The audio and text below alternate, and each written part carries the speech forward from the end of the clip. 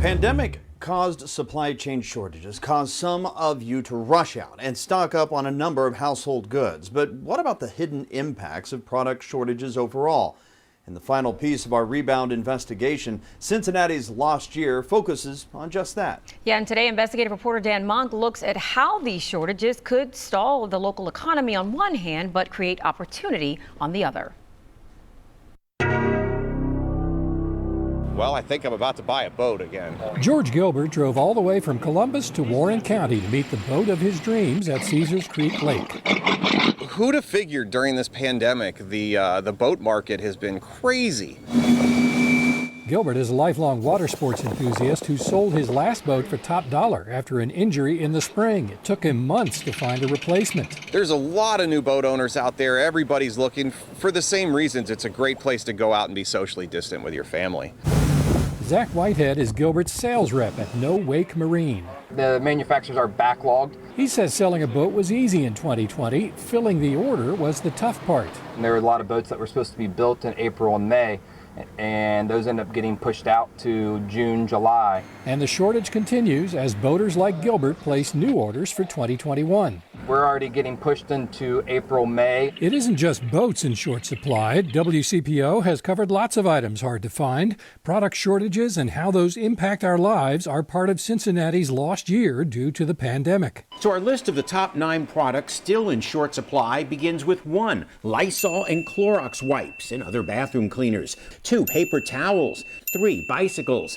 4, appliances. 5, swimming pools. The supply chain, I don't think people realize certain items, how backed up they are. Jeff Bender sells warehouse and distribution space for the commercial real estate firm Cushman & Wakefield. There's a very good chance that this could take 18 to 24 months before things really work themselves out. This is not just a matter of convenience. The pandemic created supply chain disruptions around the world, according to the global consulting firm McKinsey & Company.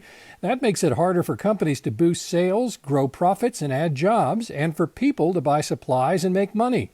McKinsey put a $30 trillion price tag on this year's supply chain losses.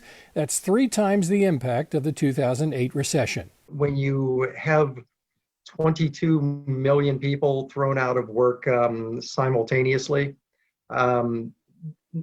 these kinds of events tend to leave bruises on people and on economies. Rick Kaglick is Senior Regional Officer for the Federal Reserve's Cincinnati branch. I don't know if it's the supply chain so much that is going to be catastrophic for the economy, but it is going to take time to sort things out.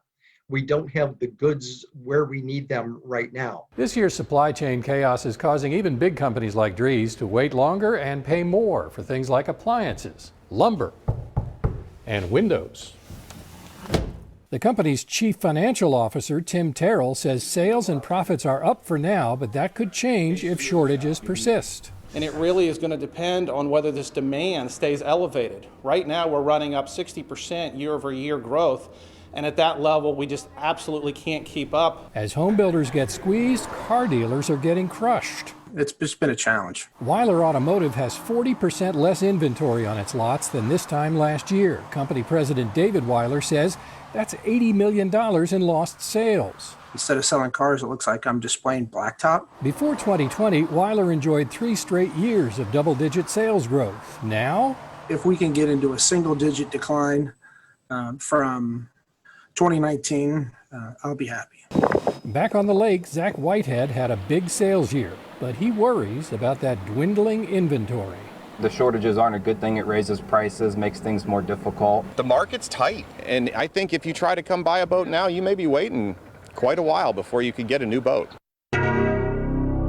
There is one silver lining to all of this chaos. Companies like Amazon are spending billions of dollars to turn Greater Cincinnati into one of the world's largest cargo hubs. Bender and Kegler both say that will create thousands of new jobs. Dan Monk, WCPO 9 I-Team.